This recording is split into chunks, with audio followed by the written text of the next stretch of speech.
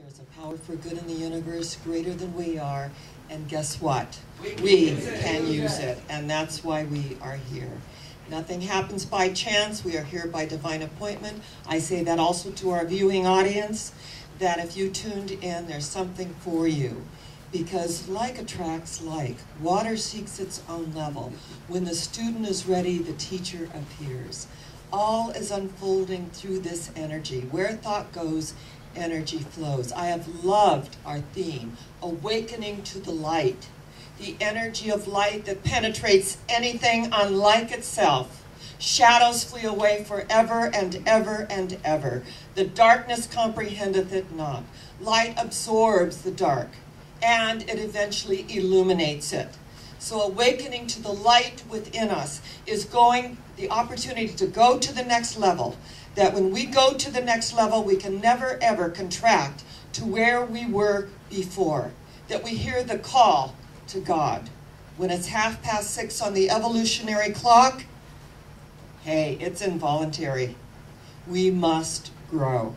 And that's why I say that the metaphysics and the New Thought movement, you have to be ready. It's a natural evolution to walk through our doors and to stay, because we are willing to take responsibility for our lives, put the works with the faith, and realize that that faith is what makes us whole energetically.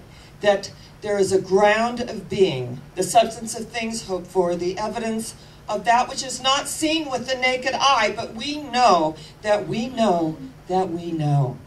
And so this morning, as we look at that the lights are on, are you home? That energetically, there is always a doctor in the house. There's a psychologist within us. There is the energy of the physician within. There is a light within us. Some of us dim our light by giving our power away to people, places, things, appearances, conditions, and effects outside of us. And I want you to know, when you say, well, in the real world, the real world is within us. Seek ye first the kingdom of God, and all good things are added unto you. That the kingdom of heaven is within us. Jesus, who became the Christ, said, you can low here, you can low there. You can look everywhere. The kingdom of heaven is within you. It is within us. And what I know at the very deepest level is that when we are in divine synchronicity and we are opening ourselves up to spirit, we are experiencing heaven on earth. We are experiencing love. We are experiencing the energy of the all that is. The light is within us. In the Bible it states that there was a great light on a hill, and that as we let our light so shine before men and women, they see our good works and they glorify our Father in heaven. That heaven is within us, everywhere present. I was watching the cinema, and Jack Canfield was on, and he was talking about a formula that he had. And I really loved the formula. It was E plus R equals O. So he said the E is the event, plus R, which is the response, equals the outcome. So when we have an event in our lives, and we have the appropriate response, and there are many responses that come our way that we can really give our power away, or we can stand in our truth and know at the deepest level that this too shall pass. Energetically, all the things that are out there, this too shall pass. But the love, the word, the energy within us is eternal. So this formula of E plus R, the response, so it's the event, the response, and the outcome. And if we want the outcome to be for our highest good and in our favor, we have to look at the things that we want to experience in our lives. We have to begin to open ourselves past our fears, our upsets, all the little things that are of the ego, and let all of that go, because when we leave the planet, we're only going to take ourselves with us, and we're going to be naked also in the energy of that knowingness that God and I are the majority. And when we open ourselves with that energy, that light, being in our light body, there will be this amazing, amazing shift. And through that shift, we will never, ever be the same. And I feel that way. That's what attracted me into this way of life, because it kind of sounded like a fairy tale at first. It really did. And I thought, gosh, you know, people are smiling and they're acting so happy, get away from me. And no, it just was like, ooh. And, you know, nobody's that happy. And what do they want from me? Type, you know, and I felt that way. And then as I moved from the back of the room to more of the front of the room and began to realize there is a cause and effect relationship. That as within, so without. That the very thoughts that I am thinking, as simplistic as it sounds, you know, Einstein said, we have to believe that it's a friendly universe. When we get it, that it's a friendly universe, and that life is for us, something is going to make the shift. And when we make that shift, then we go to the next level. We're not back here where we were. We're moving forward on the path. And when we stumble on the path and we fall down, we have the awareness to pick ourselves up, brush ourselves off, and keep on keeping on. This is how it works. And I notice in my own life when I start to get, you know, feel like, oh, I'm impacted, I've got all this stuff, and, you know, if I only had some more help and some more support. And when I realize, Jesus said, I of myself can do nothing. It's the Father within that does the work. So the minute we get it, that we can let a higher energy move through us. That we don't have to impact our lives with our schedules and feeling very pressured, or that it's so intense. I mean, some people, it's intense just playing sports, you know, after they retire. It's just really interesting if that's our mindset. Or we can go with grace and ease and realize that that one goes before us and prepares the way as we become a lamp unto our own feet, drawing others into our light. The energy of light that has always been there will always be there. Florence Chadwick in 1952 on July 4th she was going to swim from LA to Catalina, 26 miles. We know the song, right? And she had swum the English Channel twice. And so she was swimming, and 15 hours in, it was foggy, they were keeping sharks away, and she just said, I gotta just get in the boat. And so she got in the boat, she gave up. And what she didn't know, because of the fog, is that, interestingly enough, she was a half mile from shore. So when a reporter said, you were a half mile from shore, you have swum the English Channel twice. You were a half mile from shore. Why did you give up? And she said, it was so foggy that I couldn't see land. I couldn't see my goal because it was so foggy. 2 months later, she swam the 26 miles from LA to Santa Catalina, and she made it. Because she said, I could see the goal. And what happens is, when we let the fog of doubt and fear and the energy of upset into our consciousness, we can't see the goal. The goal is to live our life with ease and grace, and to know that we are attracting into our lives those things that are for our highest good. We're also letting go of a lot of things. And when we're letting go of people, places, and things, and we're emptying ourselves on the horizon, there are other people, places, and things coming up.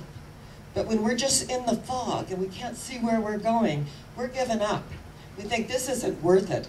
But the truth is, as long as we take our first conscious breath in the morning and we breathe the energy of light, something happens. There is a stress response and there is a love response. For a moment, just place your hand on your heart and just feel the beating of your heart. I believe that God gave us a heart so that we would live one moment at a time, beat by beat by beat, moment by moment by moment. And as you place your hand on your heart, you are releasing a chemical. It's called oxytocin. It's called the love hormone, energetically. And when we place our hand on our heart and we feel this energy of love, all the stress, all that energy disappears in the natural process that we took action. We placed our hand on our heart, feeling the beating of our heart and acknowledging that we are alive and we are here for a divine purpose. When we begin to bring in that love energy everything unlike that is absolutely absorbed in the light of that realization that I am about the love response, that I'm going to see through this out to the other side, and that when I'm in upset, then that's a signal for me to go within to see what this is about for me, because it has something to do with me. One of my students said that, you know, he used to say to his partner, gee, I'd sure love to have breakfast in bed sometime. And so he got up and there was this very beautiful sign in the kitchen. And it said, if you want breakfast in bed, sleep in the kitchen. And he said, well, I think that was a little clue that I wasn't going to get breakfast in bed. So what happened was that he just kept being loving to his partner and kind and energetically just drawing the larger circle. And then one day he said he woke up and there was this tray, there was a rose, he said there was stemware, there was an omelet, there was the most beautiful breakfast in bed, and he didn't have to sleep in the kitchen to get it. And he said, what happened? And his partner said, you were so loving and so wonderful that it made me go within and just look at myself and created the space for me to want to do that for you because you didn't make me wrong. See, when there is a light on and someone's home and we place that hand on our heart for the love response and release that chemical of oxytocin, that beautiful love hormone, it affects everyone in the energy field, and everyone and anyone is uplifted in that energy field.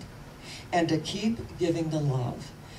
Reverend Dennis and I saw someone today and this morning, and I said, you know, good morning, went hello, and I so went into his office and said, well, I just want to say really good morning to you. And he said, good morning.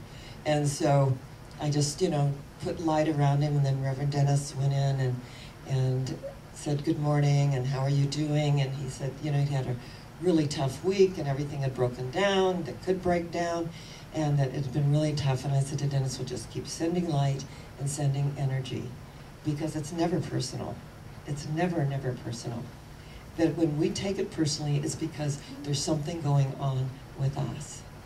So when I look at the light and the energy of our theme for the month, and the opportunity that we've had to open to the light, to send the light out, and to acknowledge that it isn't about us unless we have something to learn, and that we are growing and we are allowing ourselves to unfold in that truth. The Course in Miracles teaches a doctrine of forgiveness. I know people that can quote the Course in Miracles, and they've taught it. I facilitated it for 25 years. And one of the statements in the Course in Miracles states, love waits on welcome, not on time. And when we are feeling that love response, that welcoming, it doesn't matter, there is no time or space. I have friends that I haven't seen for years, and the minute we connect, there's no time or space. We take up where we leave off. And I'm also going within in my own life and just looking at certain situations where I've had, you know, held a little energy, where I thought something was unjust. And it probably was. But it's not up to me to judge it. Because karma, there is a law of karma. Remember, karma, you know what karma is? It's cause and effect. I saw a little sign on Facebook that said, Dear Karma, there's a few people you missed on your list. So we can resign being general manager of the universe, can't we? Because the law of cause and effect, universal laws, will absolutely take care of it. And I can remember one time sitting in the jacuzzi with Louise Hay, telling her a certain story, that something that happened in our ministry in San Diego. And she said to me, Sharron, you weren't paying attention. I said, okay. Yeah? What do you mean? She said, their signs were all there. You weren't paying attention. And it was the truth. Sometimes we don't pay attention to the signs and the symbols that are there right in front of us. The lights are on, nobody's home. So when we get it, and we begin to get these signs and symbols in all the wonderful ways that light gives us, then we become deeply and totally aware and operate on our intuition. And Ernest Holmes states in the Science of Mind textbook that we either learn our lessons through intuition and inspiration or bitter experience. And many of us have to learn through bitter experience. We have it set up that life is hard and that this is how it is, and if it's really worth it, then, you know, the harder it is, the more worth it is. No, we either learn our lessons through intuition and inspiration or bitter experience. Be still and know that I am God. Be still, quiet the mind, and be still. And this week, if something goes on, just place your hand on your heart. Feel the rhythm of your heart, the energy of your heart. Feel that chemical release of oxytocin. Feel the energy of the love hormone filling your entire beingness and everyone in the energy field. This is the strongest healing power in the universe. This is the light that when Jesus truly got it, and his disciples couldn't even look upon him because he was so filled with light and energy. This is the light that penetrates anything unlike itself. This is the energy that allows us to see through what's going on at the moment. This is the energy that when we can't pay the bills, we offer them up to the Father, Mother, God, and just know that I accept my good and my unexpected good. This is the time that we open the larger circle, that when the relationships aren't working, we send love to those relationships. And I know that some bless us by coming into our lives, others bless us by leaving our lives. That's just how it is. We know that, don't we? Go with God, but by all means go. And when we get it, we learn it, we don't have to, you know, and I have said this, you know, I wouldn't repeat that experience for anything, you know, but I wouldn't have learned my lesson any other way. So I wouldn't have grown, and I would not have had the unfoldment if I had not had that experience. So neither do I choose to repeat it. I want to learn my lessons well. I want to unfold in a way that allows me to go to the next level, to embrace life right where I am, to place my hand on my heart, to feel the beating of my heart and say, thank you, Father, Mother, God, for the abundance, for the energy, for the love that is mine, for the opportunities to be in a way of life that allows me to see through to the other side. And the other side is always God gazing back at us. In the faces of men and women, I see God. And that's what Walt Whitman saw. In the faces of men and women, I see God. And when we see this, something happens within us, and we absolutely go to the next level of our spiritual enlightenment, our awareness, and our unfoldment. So I would never be in any other way of life. I love this way of life. I love serving you at Interfaith.